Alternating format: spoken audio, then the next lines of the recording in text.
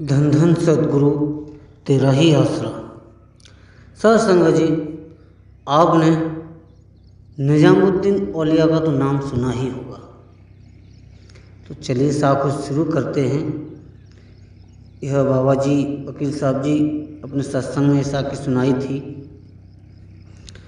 कि एक बार निजामुद्दीन औलिया अपने 22 शिष्यों को लेकर के बाजार में घूमने गए, तो इधर उधर के दुकानदार लोग देखने लगे कि आज तो पीर बाजारों में घूम रहा है। तो वो देखते देखते क्या हुआ, बाजार में टहलते टहलते एक वेश्या का घर आया। तो उन्होंने अपने 22 शिष्यों से कहा, तुम यहीं दरवाजे पे ठहरो और मैं जब तक ना आ जाऊं वापस, मेरा इंतज़ार यहीं पर करना। तो इधर उधर के लोग देख रहे थे, क्या पीर वेश्या के घर, आज तो पीर की पीर ही निकल गई। वो उन पर शक करने लगे कि कोई पीर वीर नहीं है, पर आगे का खेल देखो। वेश्या के घर पहुँचे, वेश्या ने हाथ जोड़ के उनका अभिनंदन किया, बोले अहो भाग्य के आज मेरे घर में पीर पधारे हैं। तो उन्होंने कहा ऐसा करो, एक शरबत की बोतल लेके आओ लाल रंग कलर करके, और थाली लेके आओ, खाना भोजन लगा के, शरबत ऐसा लगे कि जैसे कि शराब की बोतल है। वैश्या ने हुक्म दिया अपने नौकरों चाकरों को, जैसे जैसे औलिया साहब ने कहा था से सारा सामान आ गया। इधर उधर के लोग देख रहे थे, ऊपर बरामदे में उसका डबल मंजिल था कि आज पीर की पीर निकल गई, पीर तो शराब पी रहा है। वो वहीं पर रुके, रात को उन्होंने वहीं पर आराम किया। तो वो 1 या 2 दिन रुके होंगे उनके यहाँ।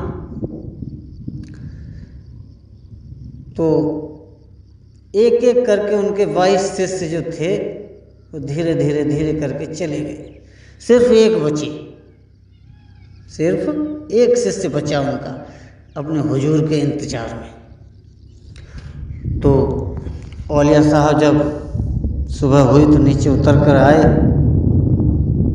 तो सिर्फ एक ही खड़े थे, और वो कौन थे?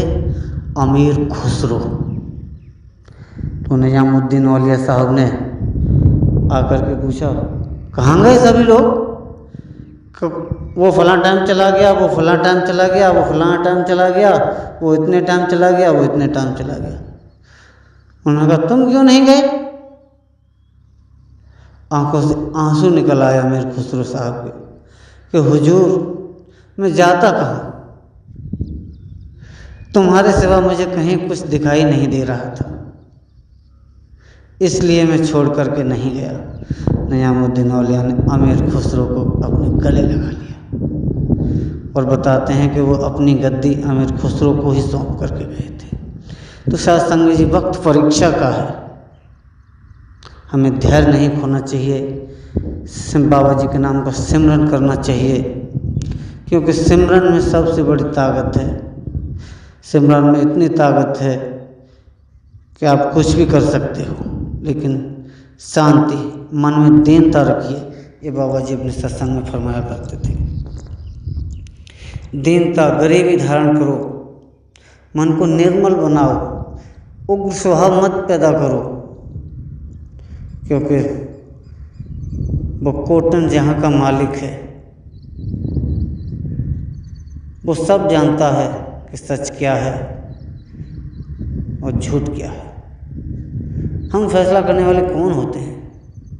वो फैसला अपने आप खुद करेगा, वो जाने जान है। धन धन सद्गुरु तेरा ही आसरा।